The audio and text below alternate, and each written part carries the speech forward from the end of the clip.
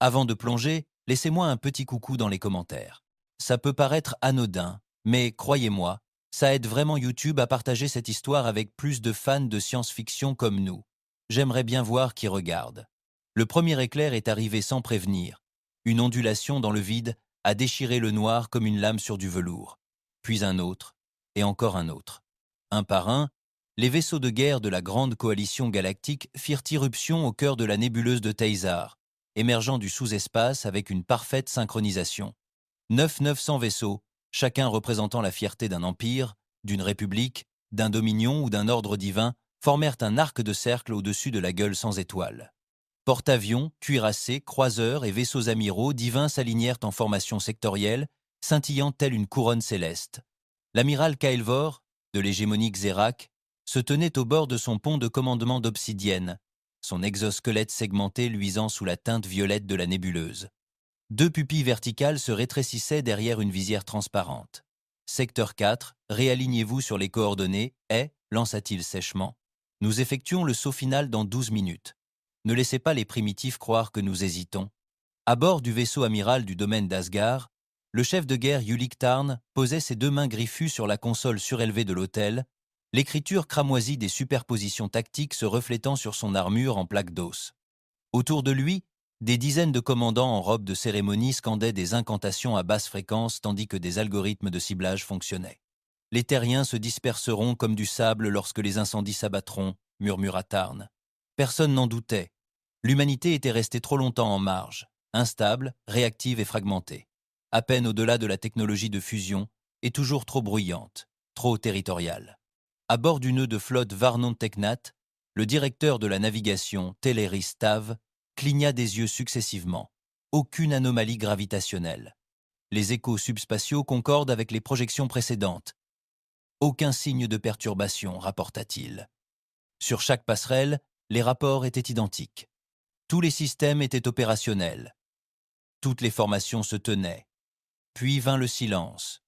Non pas le silence attendu de l'espace profond, mais quelque chose d'autre, quelque chose de délibéré. Des espèces anciennes s'agitaient, mal à l'aise, sur leur pont de commandement. Nodules sensoriels frémissants, cœurs secondaires, sautillant des rythmes. Ce n'était pas silencieux. Ça manquait. Aucune interférence. Pas de radiation ambiante, pas d'anomalie ambiante. Rien. Le commandant Hasselnour, des éclairés Girari, lança son regard argenté vers les capteurs. Des ondes radio devraient rebondir à travers la nébuleuse, dit-il, leurs tentacules s'enroulant de malaise. Des distorsions d'échos solaires, même des micropulsations provenant des amas sombres. Il se tourna vers son premier officier. C'est trop propre. Peut-être ont-ils enfin appris à se taire? Marmonna le général Cordron de la théocratie de la colère, les crocs arborant un sourire. Les humains paniquent en silence, typique des primitifs. Reconfigurer les lunettes latérales, aboya le vice-amiral Rolvextas de la Fédération Macari, ses traits reptiliens crispés par la suspicion, vérifier les lentilles gravitationnelles. Il y a des changements, mineurs, mais non expliqués. Alors que des centaines de vaisseaux lançaient les protocoles de réorganisation pour le saut final vers Sol, les divisions politiques de la coalition s'exacerbaient sous la surface. Sur un canal privé entre commandants de factions, les voix se chevauchaient. « Nous devrions attendre », gronda l'amiral Relvoskar du combinat de Varlan, un être trapu dont la peau, semblable à de l'écorce, fléchissait sous l'agitation. « Cette zone ne semble pas idéale. Nous ne sommes même pas sortis du délai de réintégration. Nous avançons, interrompit Tarn d'un grognement. Attendre est une lâcheté. Attendre pourrait sauver des vies, rétorqua Voskar. Vous parlez d'hésitation dans un couloir où la victoire est absolue, s'exclama Tarn. Votre espèce a toujours préféré la prudence à la conquête. Cette prudence nous a valu la guerre de l'Oural. Vous vous souvenez peu, être du nombre de prêtres que vous avez laissés brûler en orbite. Assez, coupa le directeur d'Ahav. La cohérence tactique se fissure. Exécutons le plan. Mais déjà, des fissures se formaient. Le capitaine Isantrell, un berlari à la peau fine et aux pupilles lumineuses, observa son affichage et fronça les sourcils. « Commandement, nous avons un secteur mort dans le quadrant 7. C'est trop calme. Le nombre de particules en arrière-plan est nul. Ce n'est pas naturel. Et puis, sans aucun avertissement visible, la lumière s'est déformée. Une ondulation, une véritable ondulation, a balayé la nébuleuse comme si quelqu'un avait levé un voile. La courbure de l'espace a tremblé, juste assez pour attirer le regard avant de se remettre en place. Tous les regards se tournèrent vers le vide central. Le ciel s'ouvrit. Pas d'alerte, pas d'avertissement, de feu. Des dizaines de points explosèrent vers l'extérieur. Simultanément.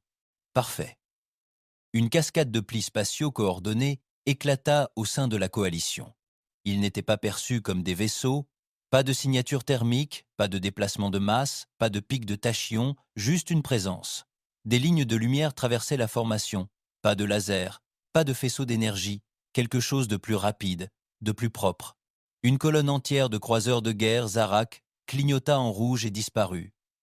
Pas d'explosion, pas d'avertissement, juste démantelés, comme si la réalité les avait privés de leur existence. D'autres commandants observèrent leurs écrans ne pas se redessiner. Pas de bug. Disparus.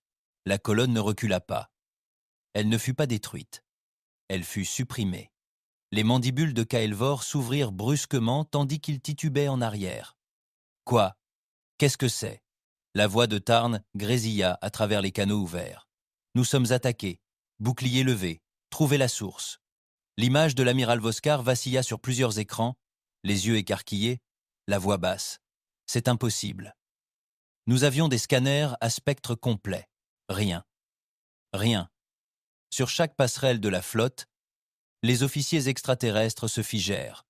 Les scanners bégayèrent. Les écrans s'éteignirent. Une seule vue non filtrée révéla la vérité.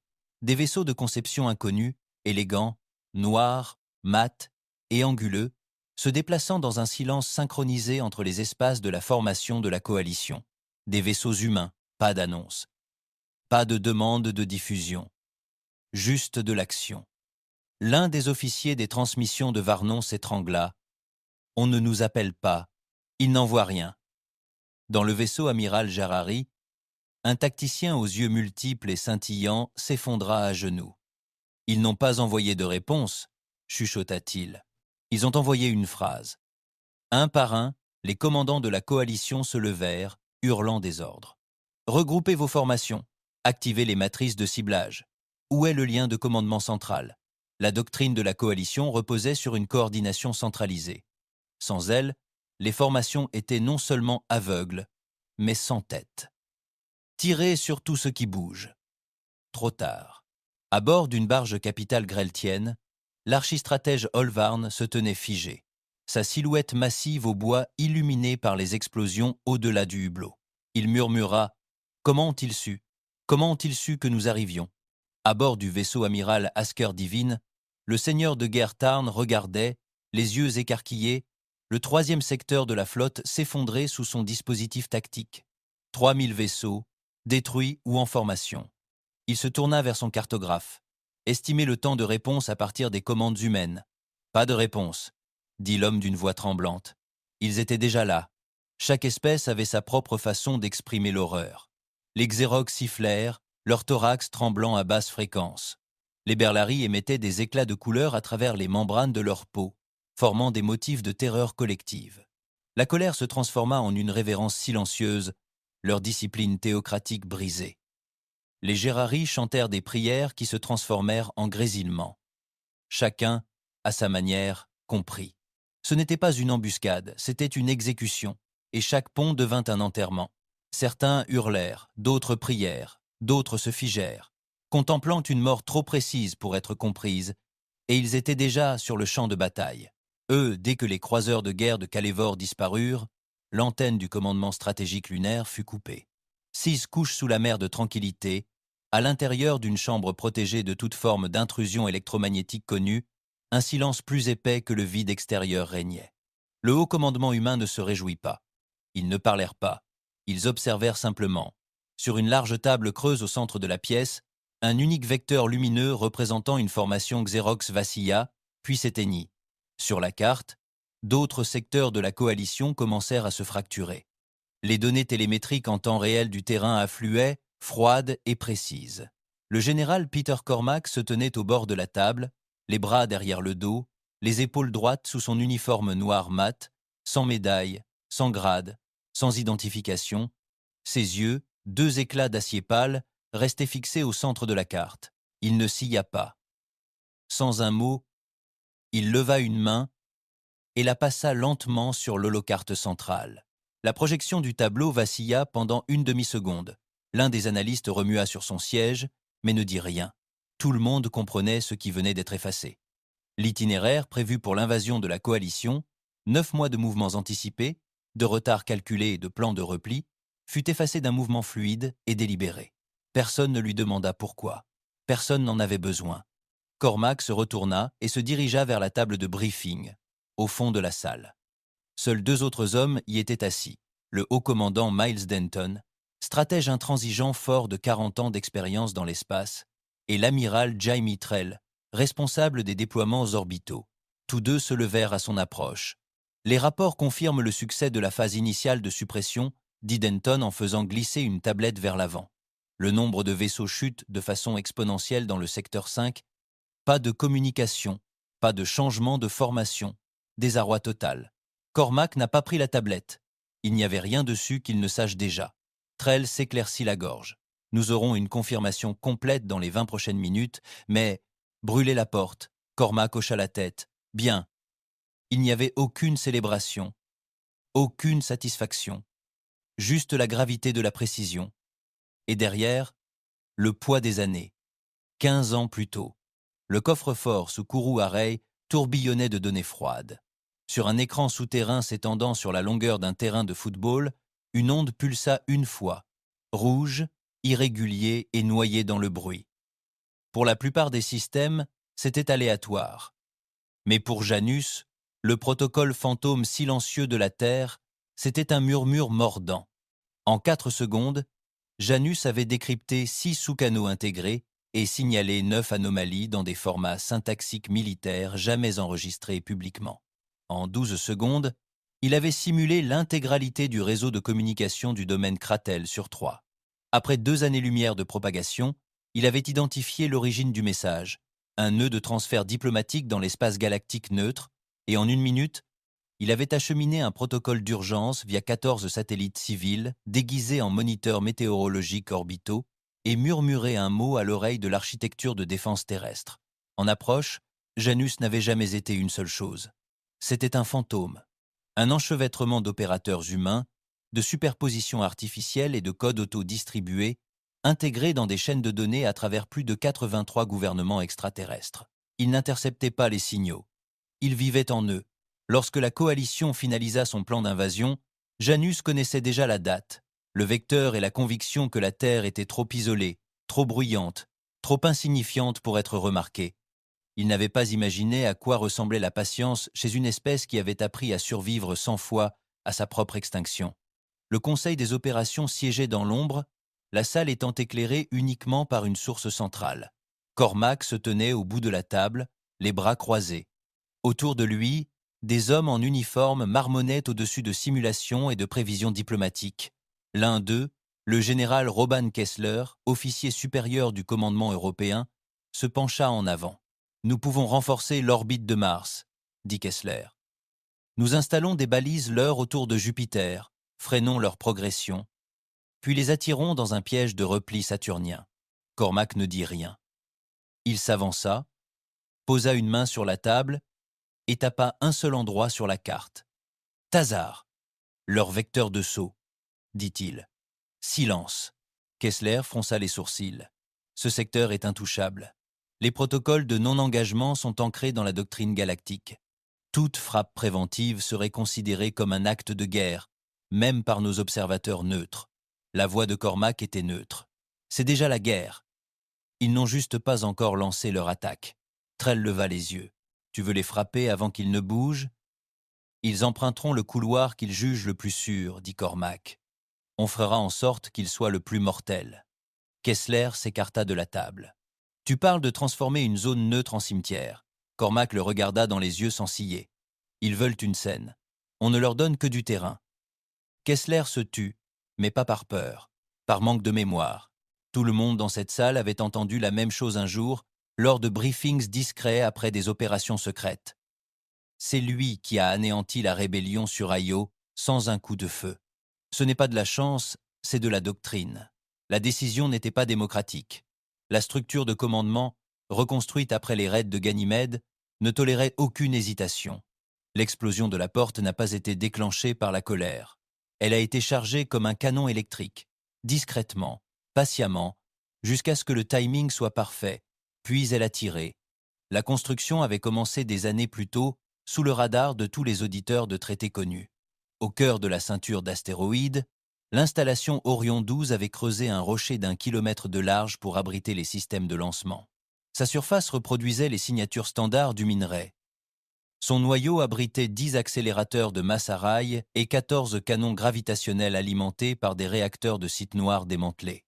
Les anneaux de Saturne, observés depuis longtemps par des sondes d'exploration extraterrestre, ne contenaient rien, à l'exception de 48 baies de lancement suspendues par des structures en treillis masquées par des irrégularités magnétiques. Aucune trace thermique, aucune émission, aucun bavardage. Près des limites de sol, en orbite autour d'une comète morte, des ingénieurs humains avaient amarré 6 plateformes furtives équipées de routines de chasse et d'élimination par IA. Chacune était conçue non pas pour survivre, mais pour retarder la mort suffisamment longtemps pour emporter les autres avec elle. Rien de tout cela n'était diffusé. Rien de tout cela n'était reconnu. La Terre avait appris une chose au fil des siècles de sous-estimation. Le seul piège plus efficace qu'une embuscade était celui auquel personne ne croyait jusqu'à sa fermeture. De retour au commandement lunaire, alors que les premières phases de l'attaque commençaient, un jeune officier des communications nommé Ellis Brenner se déplaçait discrètement entre les postes de commandement. Il n'avait pas de grade supérieur à celui de lieutenant, mais ses pas s'arrêtaient toujours aux côtés de Cormac. Le général n'acceptait aucune aide, mais il ne repoussait jamais Brenner. Confirmation des réseaux d'ombre de Saturne, dit Brenner d'une voix ferme. Toutes les unités de lancement silencieuses étaient activées. Aucune signature détectée par les scanners ennemis. Ils croient toujours que nous sommes liés au système. Pour eux, la Terre n'est qu'une lueur dans l'obscurité. Un bruit de fond. C'est la dernière erreur qu'ils commettront. Cormac hocha la tête. Et le dernier segment de Janus, actif, dit Brenner, continuant à les alimenter en bavardage diplomatique. Ils pensent que nous négocions des protocoles d'évacuation. Cormac se retourna vers l'holotable. Un autre vecteur de coalition s'éteignit. Propre, net, sans débris. Qu'ils y réfléchissent, dit-il. Puis il marqua une pause. Il posa une main sur la console. Doigts écartés. Le premier contact avec la Terre, murmura-t-il, fut une sonde qui s'était écrasée dans le Pacifique. Nous l'avons reconstruite, analysée et renvoyée. Ils n'ont jamais répondu. Il tapa sur le vecteur suivant. Voyons s'ils entendent celui-ci. Le compte à rebours était déjà terminé. Il n'y eut aucune alarme, aucun avertissement final, seulement du mouvement. À exactement 4:0 UTC, un signal silencieux pulsa du commandement stratégique lunaire, une explosion basse fréquence compressée pour ressembler à une interférence cosmique. De l'autre côté du couloir Thésard, des dizaines de fragments inertes et oubliés commencèrent à scintiller. De vieux panneaux solaires, des bobines de moteurs froissées, ce qui ressemblait à des débris de conflits antérieurs ou à des plateformes minières oubliées. Ce n'étaient pas des débris, c'étaient des armes, des satellites disruptifs de type 5, des nœuds percés, en forme de plaques de coque déchirées et recouverts de décomposition, sont entrés en service simultanément. Cachés dans les ombres gravitationnelles de micro-astéroïdes, synchronisés avec la phase de réémergence prévue de la flotte de la coalition, chacun s'est activé séquentiellement, se nourrissant de l'écho subspatial des schémas de sauts extraterrestres, puis ils n'ont émis aucune lumière visible, aucune explosion, juste un effet. Le réseau de commandement de la coalition s'est effondré en plein milieu du paquet sur 9-0 vaisseaux. Les grilles de ciblage se sont figées en plein calcul. Les systèmes de navigation furent réinitialisés à leurs paramètres par défaut. Les communications internes se bouclèrent ou dupliquèrent les ordres à des échelles contradictoires. Pendant 7 secondes, la flotte resta intacte. Puis les suppressions commencèrent. Depuis la passerelle du vaisseau amiral humain Calderon, Peter Cormac observa le déroulement sans cligner des yeux. La salle de commandement autour de lui était sombre, éclairée uniquement par une énorme projection sphérique creuse qui dominait le centre de la pièce. Il ne montrait pas de navire. Il montrait des vecteurs, de longues lignes mobiles, rouges et bleus, vertes et argentées, chacune représentant une trajectoire prédite, une fenêtre de réponse, un rendement de menace calculé. Il ne regardait pas les ennemis, il regardait des équations. Chaque mouvement était un calcul, chaque fracture une fin de partie annoncée. Un léger carillon retentit dans l'interface aérienne. L'IA intégrée du vaisseau parla, sa voix neutre et sans effet. Insertion de la phase interminée. La cohésion des vecteurs de coalition s'est dégradée. Probabilité estimée d'une reddition anticipée, 0, 2%. Cormac garda les mains derrière son dos. Puis, ils reprirent confiance, murmura-t-il. Bien. Ça rend l'expérience plus propre. Un étage plus bas. L'opérateur tactique Rajan Gupta expira bruyamment. Il avait retenu sa respiration pendant la première impulsion, les yeux rivés sur l'écran. Autour de lui, l'équipage de la passerelle parlait bas, économisait ses mouvements, ne gaspillait rien. Il s'était entraîné pour ça. Pas seulement la mécanique, mais le silence. Sur le pont inférieur du Calderon, l'ingénieur auxiliaire Logan Yuang effectuait un dernier diagnostic sur l'un des modules de refroidissement du bouclier. Pas d'alerte, pas de brèche. Mais immobile. Il resta immobile 1 seconde. Les yeux rivés sur la cloison, à l'écoute. Comme si quelque chose dans ce silence était plus lourd que le son. À l'extérieur, le Calderon ne tira pas un coup de feu. Il attendit simplement. Dans le secteur Tazar, la confusion se propagea. À bord du cuirassé Kratel, la griffe de Vorin, les plaques de crête de l'amiral Sivak s'ouvrirent et se refermèrent de manière erratique tandis qu'il sifflait à son officier de communication. Pourquoi le commandement de la flotte est-il sombre? Pourquoi recevons-nous des échos de sauts de nos propres éclaireurs avancés? L'officier, écailleux et tremblant, répondit par 2 lectures différentes sur des écrans superposés. Les 2 disaient la même chose. Les éclaireurs avancés n'existaient plus. Sivak se retourna, les yeux plissés. On nous avait dit que cette zone était neutre. Où sont les signatures? Il n'y en avait aucune. Parce que les armes humaines n'en émettaient pas. Thésar n'a jamais été un vide. C'était une cage. Désignée par le traité de Rhine comme couloir de navigation démilitarisé, la région n'existait qu'à titre de formalité, un accord entre puissances antiques stipulant qu'aucune force militaire n'opérerait dans ses limites. Elle était censée être un espace sacré, une bouée de sauvetage pour le moteur diplomatique de la galaxie. Pour toutes les espèces de la coalition, c'était une terre sainte. Pour les humains, c'était une faille. Cormac observa les lignes rouges se fracturer. Chaque rupture sur le globe tactique représentait une brèche dans la formation, une manœuvre ratée, un décès. Il ne broncha pas. « Mise à jour », dit-il doucement. L'IA répondit. Les vaisseaux de la coalition tentent un repli standard. Les nœuds de perturbation ont désactivé 84% des piles de navigation. Compte à rebours de l'impulsion secondaire. T40 secondes. Cormac fit lentement le tour de la table, les mains toujours jointes derrière lui. Tous les quelques pas, il s'arrêtait pour examiner un nouveau point de la projection, sans se presser, sans jamais parler 2 fois. En orbite au-dessus de Tazar, 12 autres champs de débris s'éveillèrent. Les appareils avaient la forme de chenilles minières rouillées, leurs émissions de signaux étant précisément calibrées pour éviter d'être détectés par des réseaux de capteurs extraterrestres. Chacun d'eux était équipé d'un émetteur à cascade, une arme de faible masse et de haute fréquence, conçue non pas pour détruire, mais pour désintégrer. Ils pulsèrent une fois. À travers les 2e et 3e phalanges de la coalition, les vaisseaux vacillèrent, les lumières s'éteignirent, les boucliers vacillèrent et s'éteignirent avant même de se déployer complètement. Les équipages hurlèrent dans des communications coupées. Les commandants donnèrent des ordres qui se chevauchaient, ignorant qu'ils étaient déjà aveugles.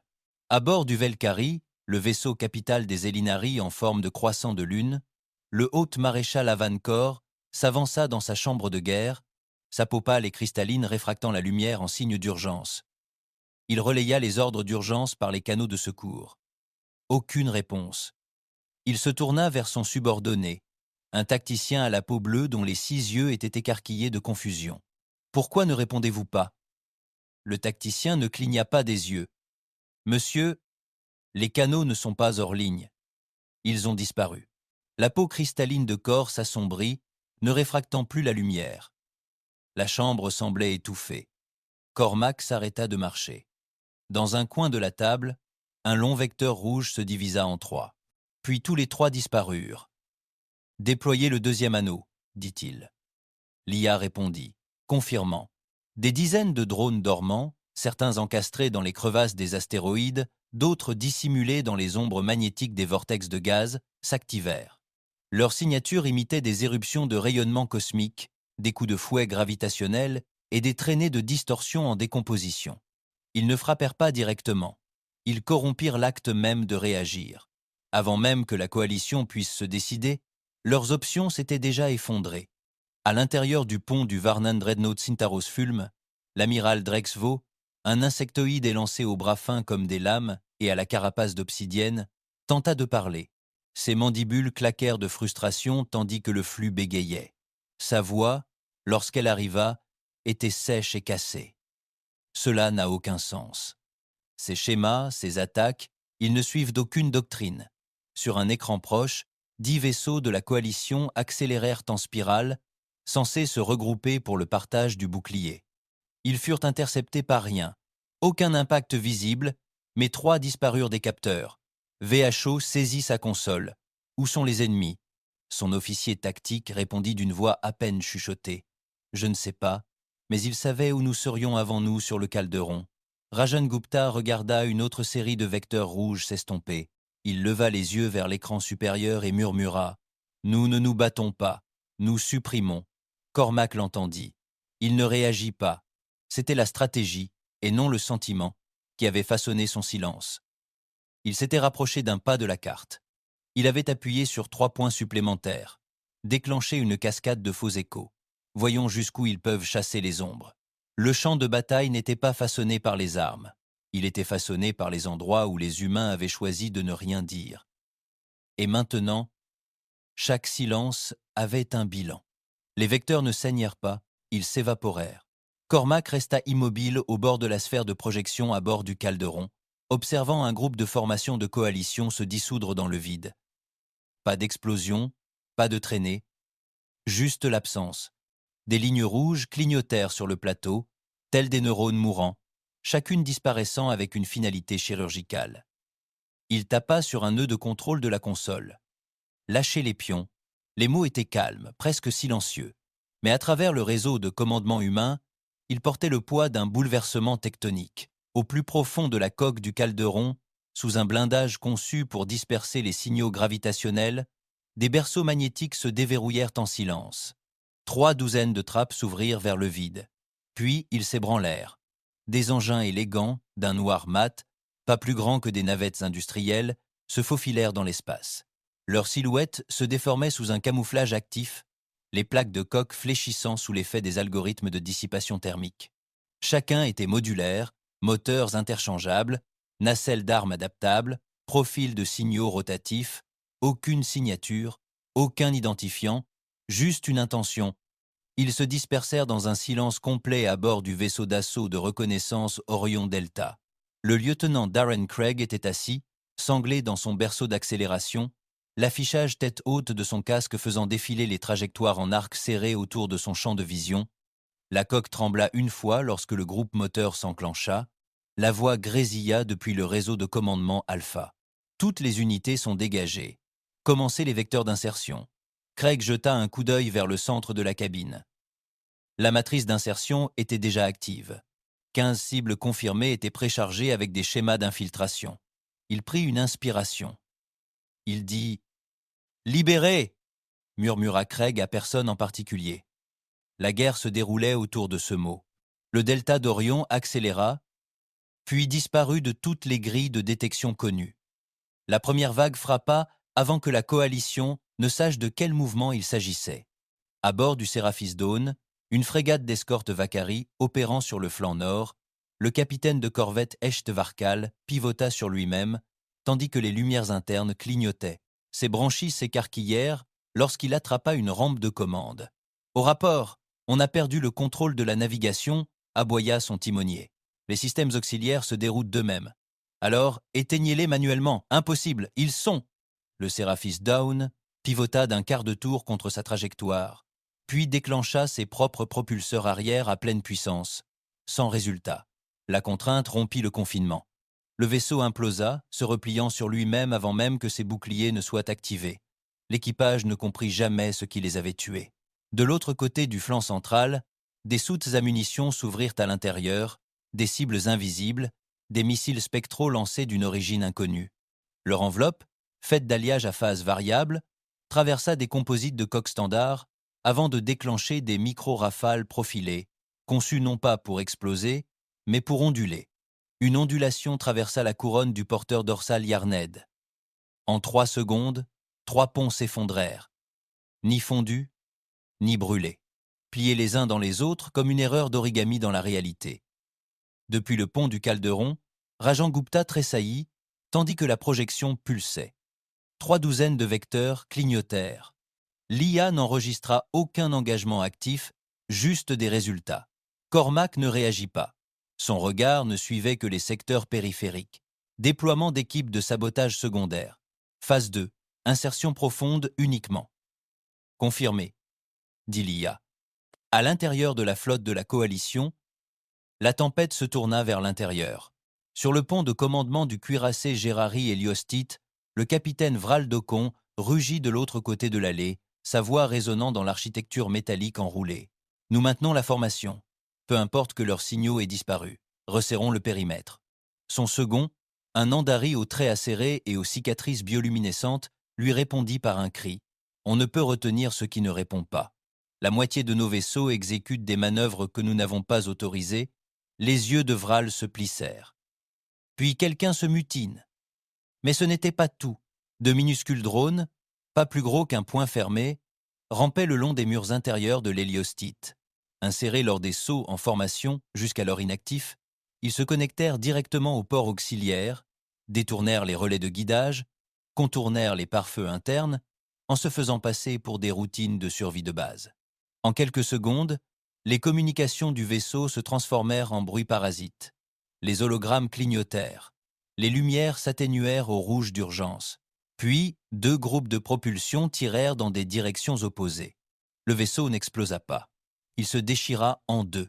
Plus à l'ouest dans la formation, le croiseur de bataille Kratel, le pic cendré, ouvrit le feu sur son propre flanc, non par trahison, mais à cause de signatures fantômes mal interprétées. Des ombres holographiques dansèrent sur sa grille de visée, des dizaines de faux positifs indiscernables de véritables vaisseaux de guerre. Son escorte arrière, le Caldrivol, tira automatiquement. Les 2 vaisseaux se désintégrèrent dans une annihilation mutuelle. De loin, cela semblait chorégraphié. À bord du Calderon, Cormac s'avança et examina le tableau. Les lignes tournaient maintenant vers l'intérieur. Non pas sous la pression, mais à cause de l'effondrement. De l'effondrement. Il tapota 2 fois la projection. « Doublez les insertions », dit-il, pendant qu'ils essayaient de se comprendre. On a tout arrêté. À l'intérieur de l'Orion Delta, Craig sentit le léger changement tandis que le vaisseau ajustait sa trajectoire. Des mises à jour de cible défilaient sur son HUD. Nouveaux angles morts des capteurs, fréquences de boucliers recalibrées, brèches de proximité enregistrées par des vaisseaux ennemis qui ne s'en étaient pas encore rendus compte. Une faible tonalité retentit. Phase 2, injection prête. Craig parla pour la première fois en 5 minutes. 2 porte-avions Varnon, Air Ascendant et Zexertal tentèrent une évacuation conjointe. Des centaines de personnes s'échappèrent. Les nacelles furent lancées, mais le couloir entre elles, autrefois cartographié comme dégagé, se transforma en un piège cinétique. Des dizaines de nacelles entrèrent en collision en plein vol, entraînées dans des puits gravitationnels superposés. Les autres tombèrent dans des champs d'inversion spatiale, où la direction s'éteignit et la vitesse devint négative. Depuis la passerelle d'ascension aérienne, l'amiral Linctor observait les affichages se dérégler, puis s'aplatir. Il ne dit rien. Il retira simplement son casque et le laissa tomber au sol. Sur la frégate Zarari Nahar 6, le commandant Théon Gore tentait de rétablir les liens de commandement entre les unités survivantes. Son emblème était violet clignotant, signe d'une charge cognitive totale. « Il nous reste 5 escadres !» cria-t-il. Mais il n'écoute pas. Il faut de l'ordre. Tournez les flancs. Il s'arrêta. Non. Attendez. Annulez. Annulez. Ses propres ordres se contredisaient. De vieux ordres, des paquets fantômes, des horodatages décalés. Un officier subalterne leva les mains tremblantes. « Quel ordre, monsieur ?» Théon ouvrit la bouche, et il se figea, parce qu'il l'ignorait. Sur le calderon, le tableau était une mosaïque de vecteurs en voie de disparition. Plus aucune couleur ne subsistait, juste le silence là où il y avait du mouvement. Cormac ne leva pas les yeux. Il n'en avait pas besoin. La guerre se dénouait. Les faux échos se multipliaient comme de la corrosion sur le réseau de la coalition. À bord du croiseur varanien Eretus Coil, l'amiral Corvec Tal observait, incrédule. L'interface tactique se fragmentait dans la folie. Les vaisseaux humains se multipliaient. D'abord par dizaines, puis par centaines, puis par milliers. Des formations les encerclaient de toutes parts. Parfaites, silencieuses, sans faille. « D'où venait-il » cria quelqu'un. Corvec ne répondit pas, car la vérité était simple. Il n'était venu de nulle part. Il n'était pas réel. L'IA embarquée, un ancien modèle de maillage neuronal adapté de l'ingénierie Creightel, traita plus de 5 points de contact en moins de 3 secondes et ne parvint toujours pas à distinguer une seule cible valide. Les superpositions optiques scintillaient de fantômes, des vaisseaux qui n'étaient pas là, des armes qui n'ont jamais tiré, des signaux qui n'ont jamais été reçus. Et puis, sous tout cela, le silence. La bobine Eretus a ouvert le feu. Ses tourelles à plasma ont explosé en un arc de cercle, vaporisant 3 vaisseaux à courte portée. Les vaisseaux alliés n'ont pas riposté car ils n'étaient pas ennemis, juste des signatures mal interprétées, pris dans une boucle de tromperie à travers le couloir. Des scènes similaires se sont déroulées. Le vaisseau amiral Jarari, le pacte céleste, a rompu sa formation, croyant être flanqué, mais est entré en collision avec 2 de ses propres escadres d'escorte. L'impact a sectionné un flanc et enflammé les conduites de carburant. Des flammes sous vide ont serpenté à travers la coque tandis que les barrières de secours cédaient dans le centre de commandement du pacte. Le haut stratège Renva fixait l'écran tactique suspendu au plafond, ses vrilles se contractant de manière erratique. « Nous avons besoin d'une liaison montante avec le commandement central », aboya-t-il. « Nous combattons à l'aveugle », répondit une voix terne et distante depuis la console éloignée. « Il n'y a pas de commandement stratège. Nous avons perdu la balise il y a 70 secondes. Va se retourna lentement. C'est impossible. Les vaisseaux de commandement sont protégés par un pare-feu, renforcés. » La voix, celle d'un officier subalterne, à peine adulte selon les standards Jarari, reprit la parole. Puis ils brûlèrent de discipline. Dans une petite capsule opérationnelle à bord de l'Ashari Medical Bark Sovereign Light, 2 officiers de communication tentèrent d'établir un contact externe. Leur peau, translucide et recouverte d'écailles huileuses, scintillait de signaux de stress colorés. « Nous avons confirmé la présence de 206 vaisseaux humains », a déclaré l'un d'eux, mais nos enregistrements spectraux révèlent des schémas énergétiques pour moins de 20 d'entre eux. Ils projettent des échos, a déclaré l'autre, murmures, où nous voyons des ombres de mouvements qui ne se sont pas encore produits. Le silence suivit. Puis on chercha une sous-routine diplomatique enfouie au plus profond du logiciel de la console. Sur le calderon, Rajan Gupta vit un nouveau signal s'allumer sur le mur des communications. Il portait le sceau du haut accord de la coalition, triplement signé, codé en 6 langues. Le format était sans équivoque, une demande officielle de cessez-le-feu. Gupta hésita. « Monsieur », signal entrant. Transmission multidialecte. Protocole de reddition. Cormac se tenait à quelques mètres, les yeux fixés sur la projection, où d'autres vecteurs se transformaient en brume. Il ne leva pas les yeux. « Des exigences » demanda-t-il doucement. « Non, monsieur. Juste un accusé de réception. » « Toujours les yeux fixés sur le tableau, » répondit Cormac. Ils franchirent la ligne convenue. Il n'y eut plus de conversation après cela. Gupta déglutit. « Devrions-nous l'enregistrer ?»« Oui, » dit Cormac. « L'enregistrer, puis l'effacer. » La guerre continuait, sans réponse, sans pitié, aucun message envoyé, aucun ultimatum, aucune voix, juste l'absence. À bord du croiseur Elinari que Thorn avait récupéré, le capitaine Solari tenta de rétablir l'alignement tactique. Sa peau cristalline, autrefois luminescente, présentait maintenant des lignes de fracture. Les données circulaient sur sa console par couches corrompues. La grille de ciblage ne se stabilisait pas. « Qu'est-ce qu'on engage ?» demanda-t-il à voix haute. Son second, un jeune homme avec des implants oculaires, trembla. « Je ne sais pas. Je crois qu'on tire dans le vide. » Solarit lança un diagnostic. Ce qui apparut n'avait aucun sens. Le système de combat embarqué avait extrait des références tactiques d'une vieille archive intitulée Registre diplomatique terrien, protocole de combat des Nations Unies. Obsolète. Obsolète. La Terre d'il y a des siècles. C'était la base de données utilisée pour répondre. C'est impossible, murmura Solarit. Mais le système n'offrait rien de mieux.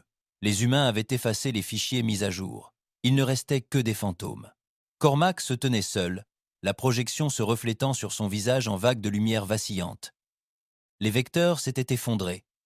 Ce qui restait n'était plus des cibles, juste des fragments, des trajectoires fantômes, une télémétrie hystérique, des débris. Derrière lui, l'amiral Trell approchait lentement. Sa voix était prudente. Il se disperse. Commandant, certains tentent de fuir. D'autres convergent vers des points fantômes. Nous venons d'assister à la détonation d'un croiseur après avoir pris un allié pour un ennemi. C'est le chaos. Cormac ne répondit pas. Trell attendit encore un instant, puis demanda presque doucement. « Nous sommes toujours silencieux ?» La réponse de Cormac arriva lentement. Chaque mot serait désormais un bruit. Ils n'ont besoin d'entendre que le vide. À bord du destroyer Kelkari Prince Joe, le commandant Saul Vask se tenait au-dessus d'un membre d'équipage recroquevillé en forme de fœtus sous la console de navigation. Le garçon, à peine en âge de servir, pleurait, se griffant les oreilles. « Il n'y a rien !» hurla-t-il. « Ils sont partout, mais il n'y a rien !» Vask se tourna vers son équipage.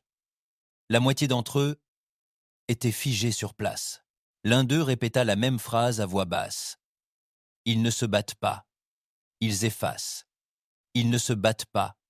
Ils effacent. » Vask s'avança vers le hublot. Partout où il regardait, les étoiles étaient immobiles, mais il le sentait. Elles étaient toujours là. À bord du Calderon, la voix de Lia revint, froide et nette. La cohésion de la coalition était réduite à un niveau inférieur au seuil. 92% des infrastructures de commandement actives étaient dégradées, les unités restantes opéraient sans coordination centrale. Cormac hocha brièvement la tête. Il ne dit rien d'autre. Son regard se posa sur une petite zone dans le quadrant supérieur droit de la projection, un amas de points qui scintillait, puis s'estompait. Il ne scia pas, ne bougea pas, mais son expression, à peine vacillante, ne scia pas, ne bougea pas. Mais son expression, à peine vacillante, se crispa l'espace d'une demi-seconde. Il savait ce qu'il voyait, non pas la victoire, juste le poids de ce qui restait à faire. Et de l'autre côté du couloir, parmi les vestiges fracturés de la stratégie, de l'unité et de la fierté, les survivants de la coalition comprirent la vérité. Il n'y eut ni négociation, ni revendication, ni haine, seulement le silence. Et après, une voix fracturée résonna sur ce qui restait du canal sécurisé de la coalition. Ici le commandant Zel Taran de l'ascendance Valari, transmettant à toute force d'écoute, à tout souverain, à toute puissance, qui peut entendre ceci. Nous avons été trompés. L'humanité n'était pas ce que nous croyons. Ce n'est pas de la défense, c'est de l'extermination. Il nous efface. Des secteurs entiers sont plongés dans le noir. Ceci est un appel à la galaxie. Ne laissez pas cela sans réponse. Frappez la Terre maintenant. Frappez. La transmission s'est coupée en plein milieu du message. À bord du Calderon, le signal a été capté, enregistré et réduit au silence. Rajan Gupta ne leva même pas les yeux de son poste. L'écran où le visage de Taran avait clignoté était déjà éteint. Le silence se dissipa et la vidéo suivante prit la relève. Peter Cormac se tenait au centre du pont des opérations, les mains derrière le dos, les yeux rivés sur la projection principale. À travers l'interface sphérique, les derniers groupes de vaisseaux de la coalition scintillaient comme des étoiles mourantes. Certains déviaient de leur formation, d'autres tournoyaient sans but, d'autres encore étaient déjà dans l'obscurité. La résistance restante était dispersée, déconnectée, blessée et effrayée. Cormac leva une main, paume ouverte. Activer la phase finale. Arme de disruption. Configuration complète. Confirmé, répondit l'IA. Loin sous la coque du Calderon, Les compartiments étaient scellés. Les chaînes d'autorisation étaient bouclées. Des protocoles restés en sommeil pendant 15 ans, élaborés en silence, testés dans des espaces inconnus, reprirent vie. Sur le champ de bataille, des dizaines de relais invisibles s'éveillèrent. En orbite, près de la limite de Thésar, une structure dormante en forme de fragment de comète pulsa une fois, puis se fendit. À l'intérieur, un treillis d'alliage noir s'enflamma, déclenchant un compte à rebours silencieux. En quelques secondes, 12 vaisseaux de commandement de l'Alliance Krakari, autrefois protégés par un blindage à 3 niveaux, s'effondrèrent. Ni explosés, ni percés, pliés.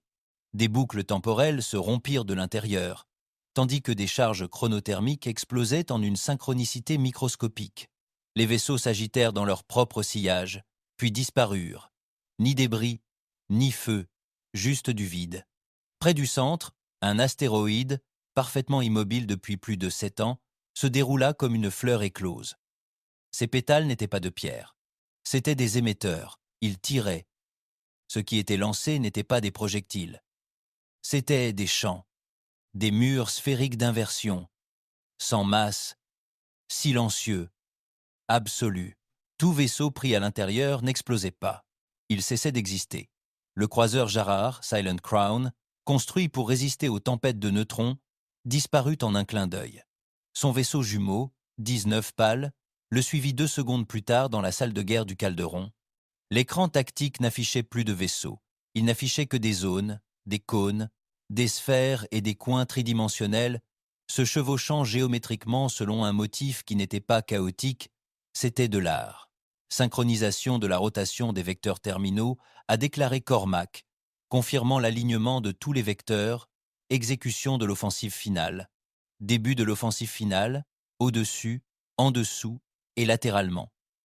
Tous les drones et plateformes de vaisseaux humains ont tiré simultanément. Les frappes ont suivi une grille tridimensionnelle, imbriquée et convergente. Pas un barrage, une condamnation. Des milliers de navires de la coalition ont été détruits sur tous les axes.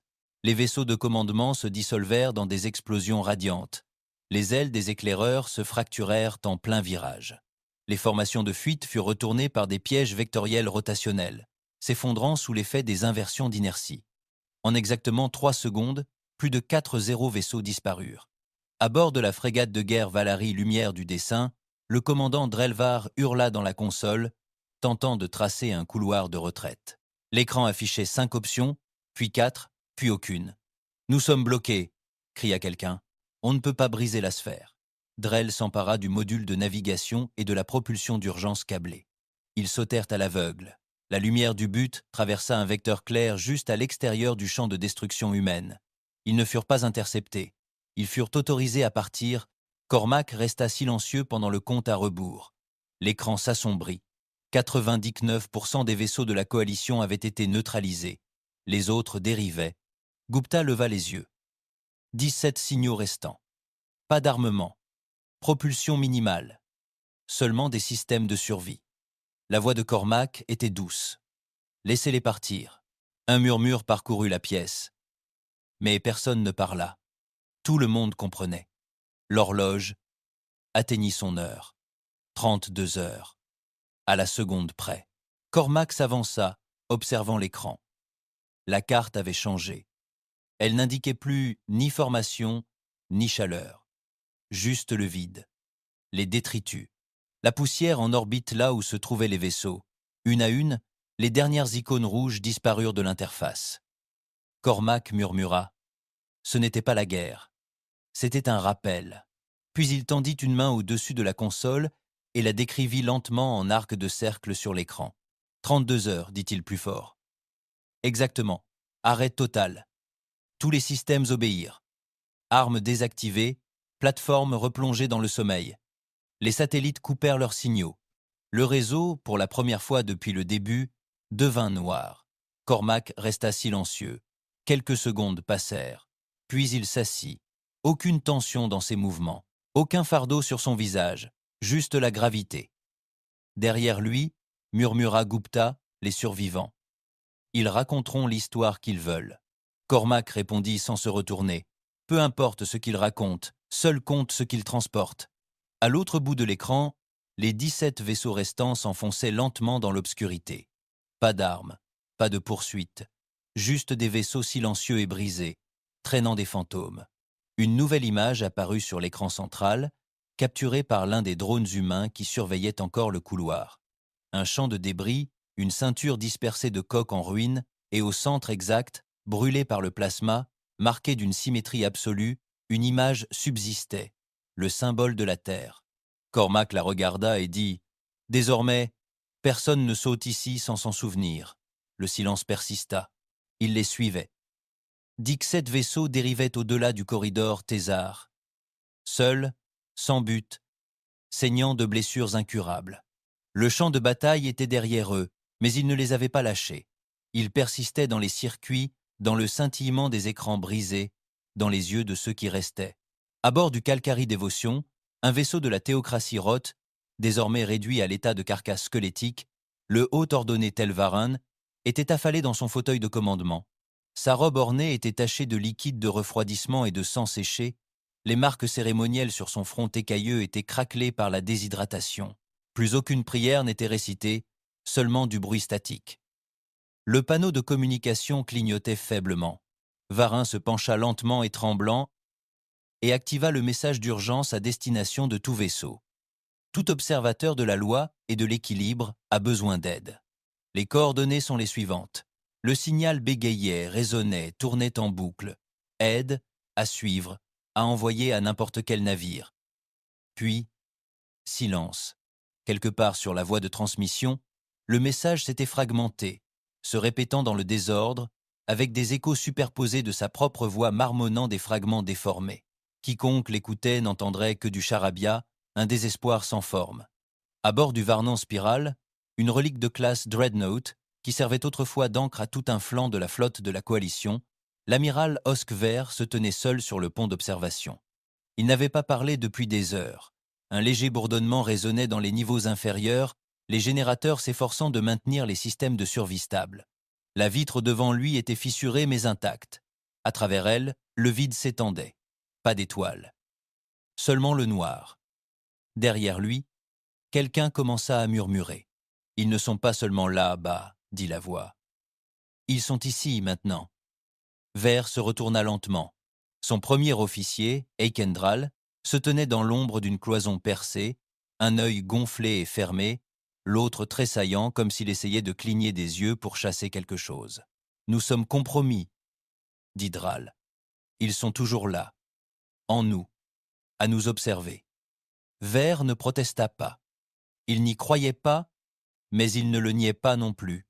Sur le croiseur lame Jarari Illuins Grace, des fragments d'images de capteurs étaient téléchargés en désespoir de cause.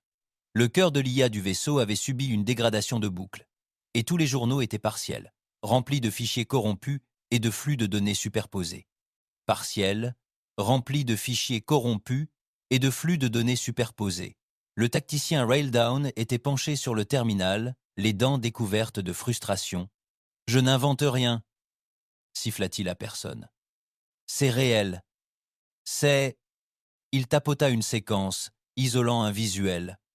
Un couloir sombre à l'intérieur d'un vaisseau humain. La vidéo tremblait, se brouillait, s'agitait, puis, mouvement. Une silhouette humanoïde apparaissait dans le cadre, puis 2, puis 4, puis 8, identiques, en miroir, se dupliquant selon un axe impossible. Le rail se figea. La lecture trembla, puis se transforma en une cascade d'artefacts de couleurs. Le fichier s'auto-effaça en milieu d'image. Impossible, marmonna-t-il. Ou était-ce vraiment réel? Dans un centre de transmission à bord du Verinacor, un croiseur diplomatique Ashari reconverti pour la guerre, le directeur des communications d'Allenmer compilait les derniers rapports disponibles pour les relayer. Tout était cassé. Chaque transmission était conflictuelle. L'une d'elles indiquait que les humains utilisaient des armes à déphasage. Un autre a imputé la responsabilité à une trahison interne. Un troisième a affirmé qu'il s'était rendu et avait tout de même été anéanti. Il n'y avait aucune cohérence, seulement du bruit. Mir a exécuté le protocole de compilation finale. Le message ainsi créé, assemblé par algorithme à partir de tous les journaux de bataille restants, a été envoyé au centre de relais neutre de Tycho Verge. Voici ce que les archives galactiques ont reçu. Ils savaient. Avant notre arrivée, nous ne les avons jamais vus. Pourquoi ne pouvons-nous pas voir? Que combattons-nous? Ce ne sont pas des vaisseaux, pas des humains. Ils sont ici. Ils sont ici, maintenant. Le message tourna en boucle 2 fois avant de se transformer en pur grésillement. Sur la blessure de l'Héliade, un vaisseau d'escorte Kratel, dont la moitié des systèmes étaient grillés, l'ingénieur en chef Jorexal rampait dans un tunnel de maintenance avec un outil de soudage. Il ne réparait rien. Il écrivait. La coque intérieure, près du sas, portait des lettres gravées en profondeur, griffées par le tranchant d'une bielle cassée. Ils nous ont laissés en vie. Sans contexte, sans symbole, juste ça. Puis Sal lâcha la bielle, se recroquevilla contre le mur et ne parla plus. À l'intérieur du sas, l'équipage ne parlait plus. Il respirait, il fixait la scène. Certains sanglotaient. L'un d'eux répétait la même phrase à voix basse toutes les 3 secondes. « Que combattons-nous? Que combattons-nous? Que combattons-nous » Personne ne répondit. Le capitaine Vaskeltorn était assis contre le mur du fond de la passerelle, une main sur le visage, l'autre serrant un cristal de données contenant le seul enregistrement de surveillance intact du vaisseau. Il ne l'avait pas encore regardé. Il ne le ferait pas, car il le savait déjà. En orbite autour d'une lune morte, le Lissari Down tournait lentement, un propulseur ayant des ratés à intervalles irréguliers. À l'intérieur, le diplomate Jaron Cass tentait de rédiger un rapport d'incident officiel. Ses doigts tremblaient trop pour terminer une seule phrase. Il ouvrit le journal du rapport, tapa un mot « jugement », puis referma le dossier. Il était le dernier membre d'équipage éveillé. Les autres étaient soit sous sédatifs, soit ailleurs, cloués dans leurs pensées. Sur les 17 vaisseaux, des symptômes similaires se manifestaient. Perte de mémoire, délire, hallucinations sensorielles. Les membres d'équipage s'accusaient mutuellement d'être infiltrés, journaux de mission incohérents. Des vaisseaux se trouvaient dans des endroits où ils n'étaient jamais allés. Aucun n'indiquait qu'ils avaient été infiltrés. Des journaux de mission incohérents montrant des vaisseaux dans des endroits où ils n'étaient jamais allés. Rien ne tenait debout. Mais tout semblait réel. Chaque sous-système d'IA, encore en ligne, signalait un schéma commun. Aucune cohérence tactique ne subsistait. Aucune chaîne de commandement. Aucune capacité à expliquer ce qui s'était passé. Seulement ceci. 17 vaisseaux. 17 tombes qui continuaient de bouger. Et au-dessus d'eux, toujours au-dessus d'eux, le faible écho d'un couloir autrefois considéré comme sacré, désormais hanté. Le silence s'étendait bien au-delà du corridor Teizar. Il infectait les relais de communication, faisait vibrer les réseaux de capteurs et se répandait dans tous les recoins de l'espace interstellaire, autrefois cartographié avec certitude. Désormais, dans la chambre voûtée du Conseil galactique, le silence prenait fin. 12 niveaux d'amphithéâtre d'obsidienne encerclaient une plateforme centrale où scintillaient des hologrammes. Données brutes et non modifiées récupérées sur les 17 navires survivants. Des dizaines d'émissaires, généraux, observateurs et représentants souverains étaient assis, tendus, à regarder la vidéo. Personne ne parlait. Sur l'écran central, les images tournaient à nouveau, en boucle. Un officier Kretel, au grade incertain, la robe à moitié brûlée, hurlait à une force invisible tandis que sa passerelle s'effondrait derrière lui. Un journal médical varnant récitait des chiffres sans signification, puis se transforma en grésillement. Un tacticien Zerari s'effondra au milieu d'une phrase, le regard vide, respirant encore. Puis, le dossier principal, le plus complet, fut récupéré du croiseur diplomatique Achari, le Verin Accord. Il commença comme un rapport structuré. Il se termina par un effondrement, projeté intégralement pour la chambre. Il savait. Avant notre arrivée, nous ne les avions jamais vus. Pourquoi ne voyons-nous rien? Contre quoi combattons-nous? Ce ne sont pas des navires, ce ne sont pas des gens. Ils sont ici. Ce ne sont pas des navires, ce ne sont pas des gens. Ils sont ici. Ils sont ici maintenant. La projection passa 2 fois. Puis la projection s'assombrit. Personne n'applaudit. Personne ne soupira. Seul le son subtil d'une respiration et le frottement occasionnel d'un tissu résonnèrent dans le grand dôme de la chambre. Le chancelier suprême Veldrak de la Fédération Macari, un bipède massif aux écailles gris-pierre et aux yeux ambrés enfoncés, se leva enfin. Sa voix portait. C'est tout ce que nous avons récupéré? Un jeune officier des renseignements des éclairés Jarari, pâle et tremblant, hocha la tête. Oui, chancelier. Pas de journaux cohérents, pas de victimes confirmées, pas de données tactiques, juste des fragments et un traumatisme. Le Macquarie resta immobile un long moment. Puis il s'assit. De l'autre côté du gradin, le conseiller Sorel Youn, du Tekna de Varnan, se pencha en avant, les épines métalliques de ses épaules tremblant de gêne. Ce n'était pas une embuscade, marmonna-t-il. C'était un avertissement. Depuis le quadrant supérieur gauche de la salle, le haut stratège Morkan R, de l'hégémonie Xérak, portant encore les insignes honorifiques de la 9e flotte perdue, se leva de son siège, le visage marqué par une rage contenue. Nous proposons des représailles immédiates. Il déclara ne pas être sur Terre directement sur leurs actifs orbitaux, leurs avant-postes. Nous démontrons que la galaxie ne s'agenouille pas pour se taire. Plusieurs voix s'élevèrent en signe de protestation. D'autres crièrent leur soutien, mais pas tous. En bas à droite, la conseillère Théa Drax du pacte neutre Lissari, l'un des plus anciens membres encore en vie, se tourna légèrement vers R. « On ne riposte pas contre l'abysse, dit-il doucement. Vous reculez en espérant qu'il ne vous remarque plus. » Un silence s'installa. Sur l'anneau d'observation, un écran s'alluma. Données de surveillance non autorisées depuis les confins de sol. Scans longue portée. 2 vaisseaux d'exploration mineurs des syndicats Ashari et Beltrim.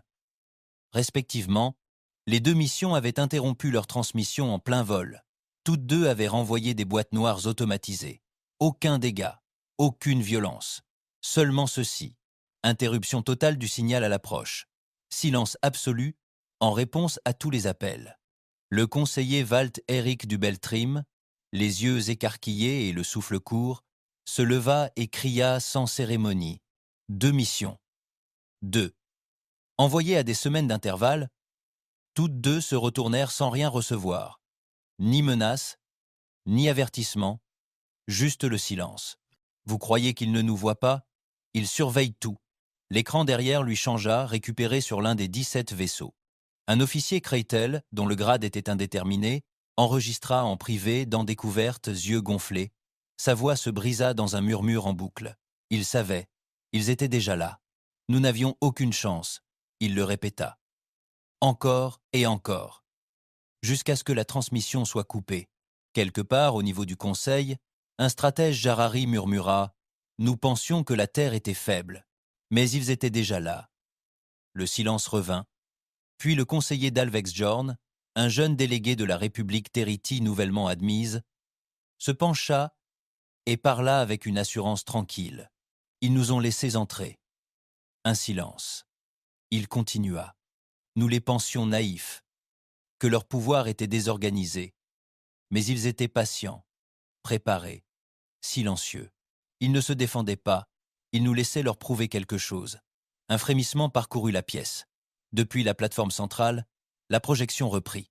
L'image finale, capturée par l'un des croiseurs Ashari avant la panne de courant, montrait un champ de débris en orbite autour de l'ancien vecteur de saut, et au centre, parfaitement suspendu dans le plasma, un symbole humain, gravé avec précision, flottant là où l'invasion avait commencé.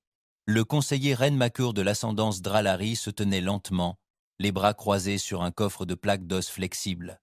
Il restait 17 navires, il a dit 17 sur 900, et ils ne se sont pas échappés. Ils ont été autorisés à partir. Il a regardé à travers l'amphithéâtre, ils n'ont pas perdu une bataille, ils sont entrés dans le jugement, personne n'a discuté, aucune contre-résolution n'a été proposée. Le vote visant à révoquer toutes les opérations actives dans le système solaire fut adopté à l'unanimité, sans un seul mot. Le conseiller Kate Dorian, de la théocratie de la colère, la voix calme mais brisée par l'épuisement, clôtura la séance par une dernière phrase. La Terre n'avait pas survécu. Elle devint leur cauchemar. Les lumières s'éteignirent, la salle se vida, et sur chaque canal crypté du quadrant, un message discret et identique était ajouté à toutes les cartes de navigation. Couloir de saut Tazar. Ne pas approcher du territoire humain. Protocole de contact classifiés inconnus. Protocole suspendu jusqu'à nouvel ordre. Dans un coin de la salle, tandis que les derniers délégués s'éclipsaient, un conseiller junior de Macquarie murmura à son supérieur « Qui commande un tel silence sans jamais parler ?» Son supérieur répondit sans se retourner, quelqu'un qui n'a pas besoin de s'asseoir à la table. Quelques instants plus tard, une autre voix, à peine audible, s'éleva depuis l'étage supérieur. Si la terre est désormais silencieuse, c'est peu, être nous qui faisions trop de bruit, et dans ce silence, dans l'air immobile où 20 civilisations se disputaient autrefois la domination, une nouvelle doctrine naquit, ni écrite, ni déclarée, juste comprise. Ne provoquez jamais la planète qui ne parle pas, parce que quand elle parle, personne ne revient pour finir sa phrase. Vos impressions sur cette vidéo. Laissez un petit commentaire et dites-moi ce que vous pensez, ou dites-moi simplement bonjour si vous préférez. Dans tous les cas, j'adorerais avoir de vos nouvelles. N'oubliez pas de consulter Depend Comment. Croyez-moi, ça vaut le coup d'œil. Oh, et une dernière chose, j'ai sélectionné une autre vidéo à vous proposer. Cliquez simplement sur la carte ici, ou ici pour la playlist complète. À bientôt!